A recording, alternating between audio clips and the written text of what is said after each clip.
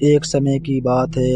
एक छोटे से गांव में एक पुरानी हवेली थी। लोग कहते हैं कि वह हवेली भूतिया थी और कोई भी रात में वहां जाने की हिम्मत नहीं करता था।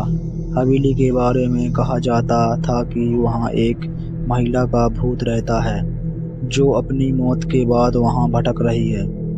कहानी यह थी कि बरसों पहले उस हवेली में एक नवविवाहित आई थी। उनके पति ने शादी के कुछ ही समय बाद उसे छोड़ दिया और वह महिला अकेली रह गई। धीरे धीरे वह उदासी और अकेलेपन में घिरती चली गई और एक दिन उसने खुद को फांसी लगा ली। उसकी आत्मा को शांति नहीं मिली और वह उसी हवेली में भटकने लगी।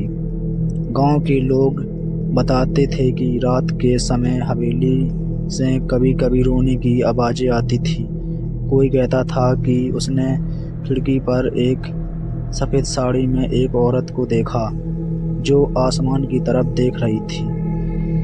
गांव के बुजुर्ग बताते थे कि वह औरत अभी भी अपने पति का इंतजार कर रही है और उसी आत्मा को तभी मुक्ति मिलेगी जब उसका पति लौट कर आएगा।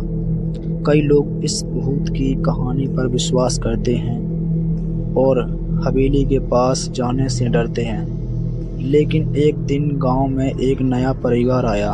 उसने उस हवेली में रहने का फैसला किया। गांव वालों ने उन्हें चेतावनी दी लेकिन वह नहीं माने। पहली रात को कुछ भी असामान्य हुआ, लेकिन दूसरा रात को उन्होंने अपनी हवेली में अजीब घटनाएं महसूस की। किसी ने दरवाजे पर खटखटाने की आवाज़ सुनी तो किसी ने महसूस किया कि कोई उसके आसपास घूम रहा है। लेकिन सबसे भयानक अनुभव तब हुआ जब घर की बेटी ने एक सफ़ेद साड़ी में एक औरत को देखा जो खिड़की से बाहर देख रही थी।